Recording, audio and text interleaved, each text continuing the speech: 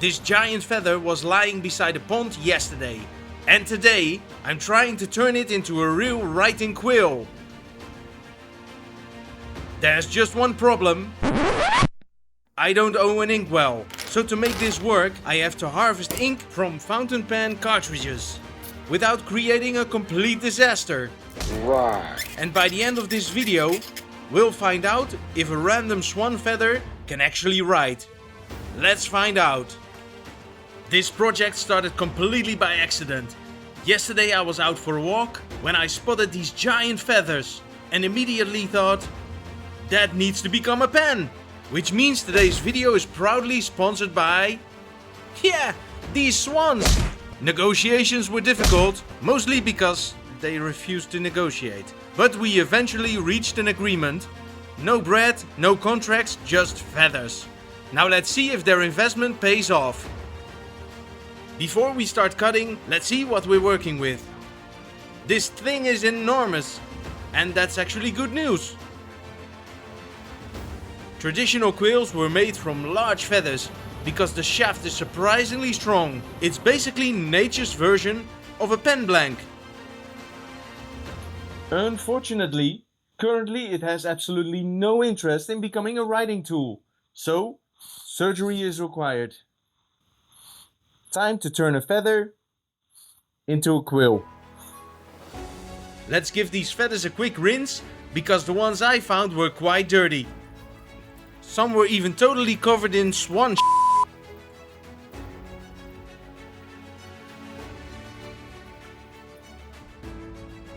One bad cut and this project ends immediately. No pressure.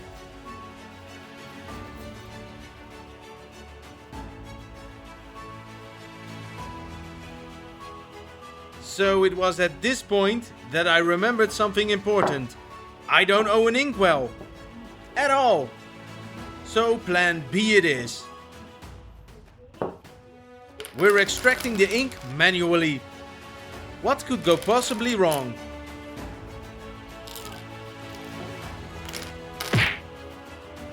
Immediately things started going wrong. Ink on my fingers. Angry wife. Ink on my tools. Ink on basically everything. At this point my hands look like I've been repairing a squid. A very angry squid.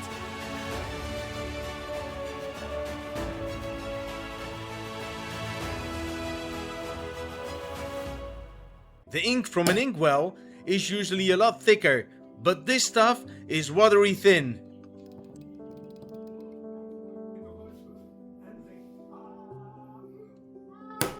And these cartridges are basically impossible to open without making a total mess.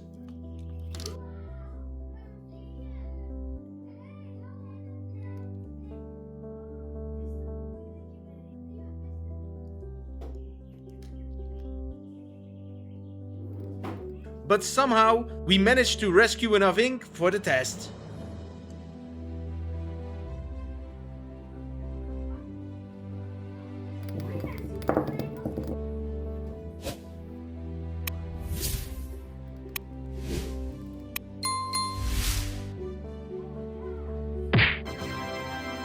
Just don't ask how my hands, my tools, the table and basically the rest of the house looked that day.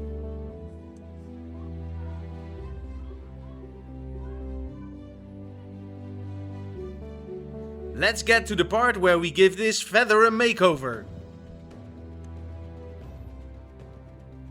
The keratin in the shaft is making it quite soft and it can wear down your quill really fast. That's why we're using a little bit of fire to harden the keratin.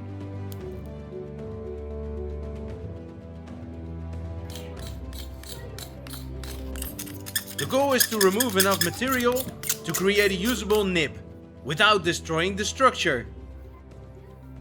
Every adjustment changes how the pen will behave.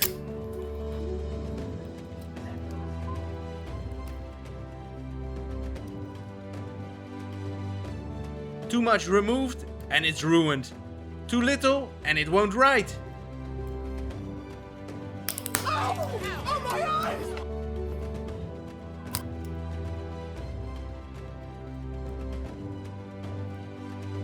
Okay, that's actually starting to look like a real quill. We're getting somewhere.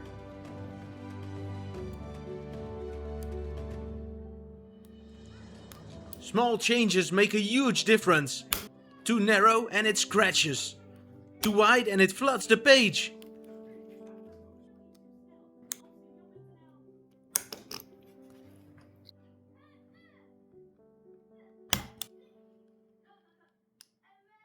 The slit in your nib should be around 1 centimeter long.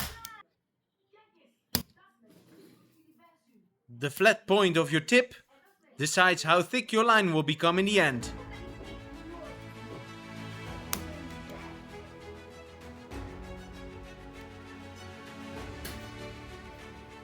I gave it a few tries with a knife, but eventually I used the scissors and it worked just as good. Before I introduce ink into this situation, I want to see if the nib even feels right. No ink yet, I'm just checking how the tip behaves. Just the tip. Is it too sharp? Is it too blunt? Or does it actually feels like it wants to write? And honestly, this feels surprisingly promising. Before we make the quill, this giant feather needs a haircut. Traditional quills don't keep all of this fluff. So trimming away some of the feathers makes it easier to handle. And honestly, it's surprisingly satisfying.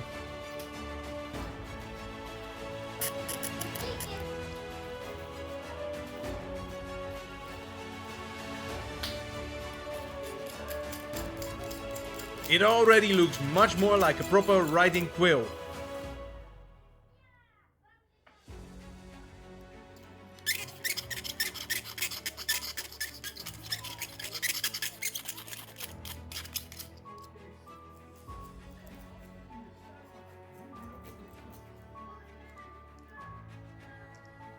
Now let's see if we can actually write something with this thing. I got my ink and I got my quill, so let's give this a try.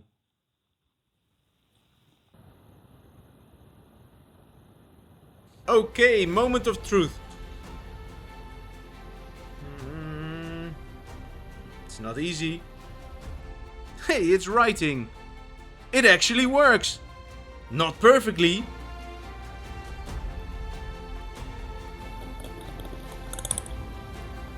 But it's definitely writing.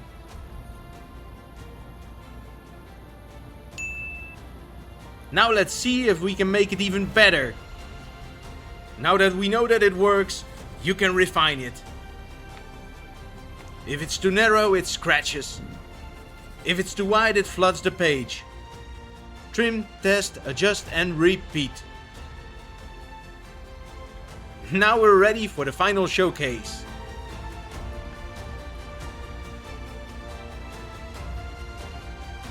As you can see, I can perfectly write with it.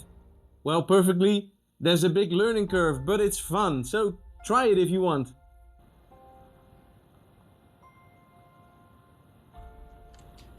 Yesterday this feather was lying beside a pond.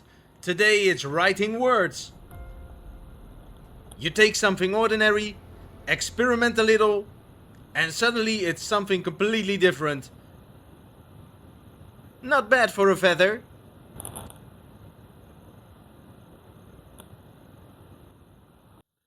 As you can see, it's not perfect yet, but practice makes perfect. I want to give a huge thanks to today's sponsors, the Swans. They refused all interview requests, but they approved of the final product. A giant feather becoming a real writing tool. And if you enjoy weird experiments like this, I got plenty more to come. Click this video right here, and now I'm going to spend the next hour trying to get this ink off my hands.